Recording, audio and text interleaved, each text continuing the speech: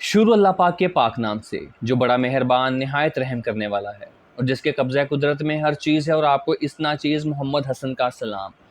حسن کی دنیا میں خوش آمدید، جی آئیں ہوں۔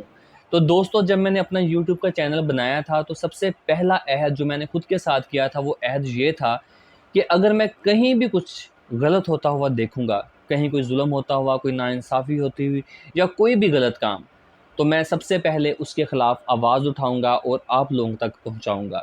یہ ہم سب پر فرض ہے، یہ ہم سب پر واجب ہے، اور یہ تو اسلام کے درجات میں بھی شامل ہے۔ اور اسلام کا سب سے طاقتور ترین درجہ جو یہ ہے کہ اگر آپ کہیں بھی کچھ غلط ہوتا دیکھتے ہو تو اپنے زور بازو پر اس کو روکو۔ اگر آپ ایسا نہیں کر سکتے تو اس کے خلاف آواز اٹھاؤ۔ اور جو سب سے کمزور درجہ ایمان کا بتایا گیا ہے وہ یہ ہے کہ کم از کم آپ اس شخص کو اپنے دل میں برا جانو۔ اور آج جس موضوع پر میں بات کرنے جا رہا ہوں وہ 2-4 روز سے سوشل میڈیا پر زیر بحث ہے۔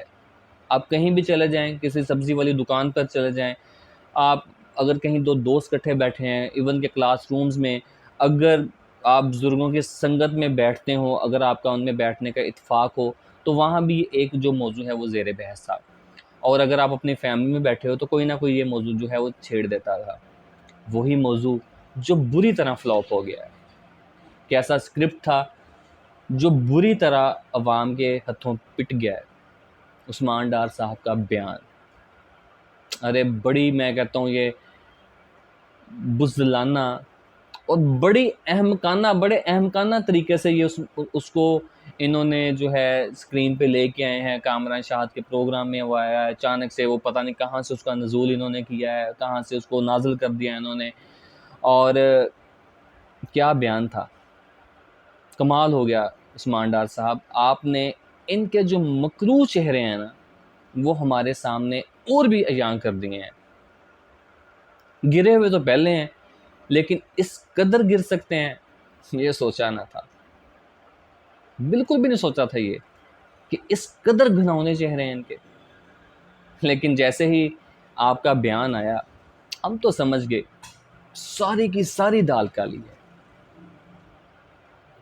نقل کے لیے بھی عقل کی ضرورت ہوتی ہے، سیانے کہتے ہیں، اور یہ بھی کہتے ہیں کہ کبھی کبھی ضرورت سے زیادہ چالاکی جو ہے نا وہ بھی انسان کو لے ڈوبتی ہے، اور وہ ان کے ساتھ ہو گیا۔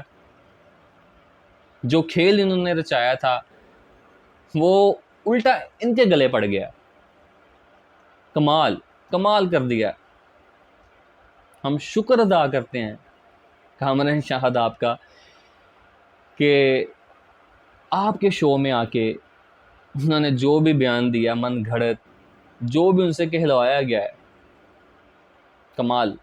کیونکہ جب انسان کی عزت پہ بات آتی ہے، اس کے اپنے پیاروں کی عزتیں داؤ پہ لگتی ہیں، اور ہم نے تو دیکھا بھی کیسے ان کے گھروں میں گھس کر ان کی والدہ محترمہ پر بھی تشدد کیا گیا۔ اور جب کسی کی عزت و آبرو پہ بات آتی ہے تو انسان کا اعصاب جتنے مرضی مضبوط کیوں نہ ہو جائیں، وہ جتنا بھی مضبوط شکن ہو، لیکن اس جگہ پہ آ کے وہ دہل جاتا ہے۔ اس جگہ پہ آ کے وہ اتنا مجبور ہو جاتا ہے کہ اسے وہ چیزیں بھی ماننی پڑتی ہیں جس کا انہوں نے وہم و گمان میں بھی نہیں سوچا ہوتا۔ ارے وہ تو پچھلے جنم کی بھی، جو ہندوؤں کا ہے جی 7 جنم ہوتے ہیں، وہ تو ان جنموں کی بھی چیزیں مان لے گا کہ ہاں اس جنم میں بھی میں نے یہ کیا۔ ہیٹس آف، تالیاں آپ لوگوں کے لیے، اور سلام میری ماں کو۔ عثمان ڈار صاحب، آپ کی والدہ محترمہ نے طبلِ جنگ بجا دیا یار، مزہ آ گیا۔ ماں جی، آپ کی جرات کو سلام، کیا دلیرانہ بہادرانہ آپ نے للکارا ہے خواجہ آصف کو، کمال کر دیا۔ تو آپ لوگ سمجھتے ہیں کہ انہوں نے کیا خواجہ آصف کو للکارا ہے؟ نہ، بالکل بھی نہیں۔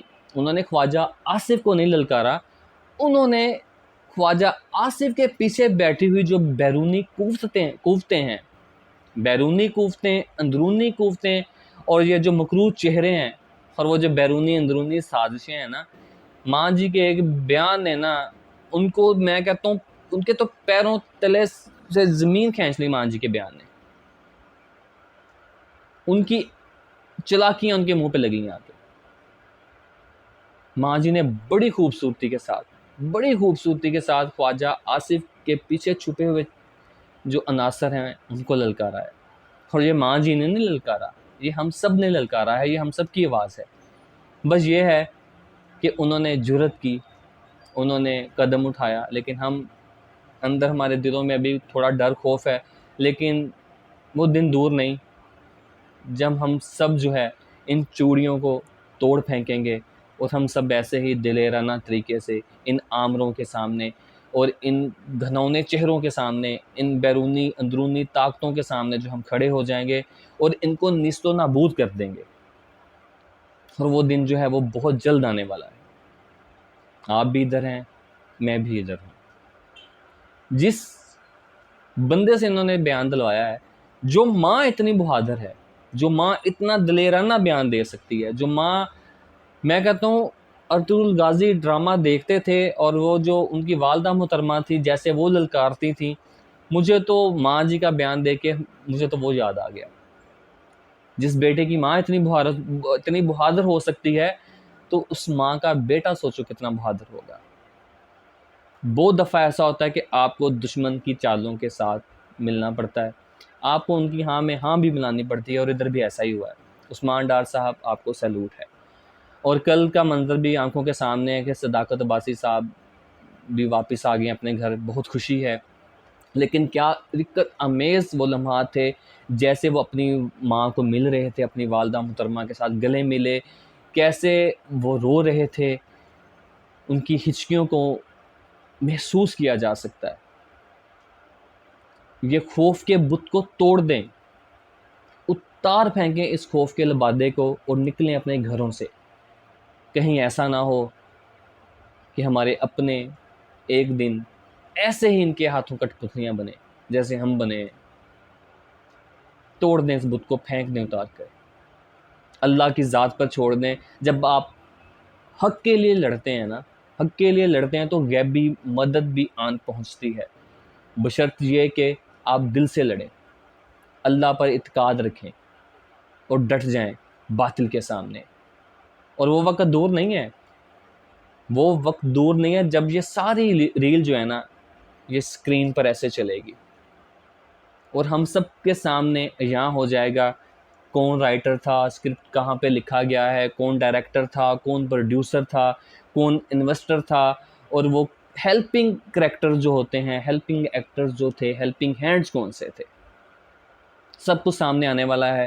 بس تھوڑے سا وقت کا انتظار کیجئے، کیونکہ میرے مرشد کا کہا جو ہے وہ غلط ثابت نہیں ہوتا۔ انہوں نے عمران صاحب کو قید میں ڈالا کہ یار وہ پلے بوائے کا ان کو یہ وہ دیتے ہوتے تھے کہ یار یہ کہاں مطلب کہ سائشوں میں رہنے والا، یہ کہاں 2 دن بھی نہیں جیل میں گزارے گا۔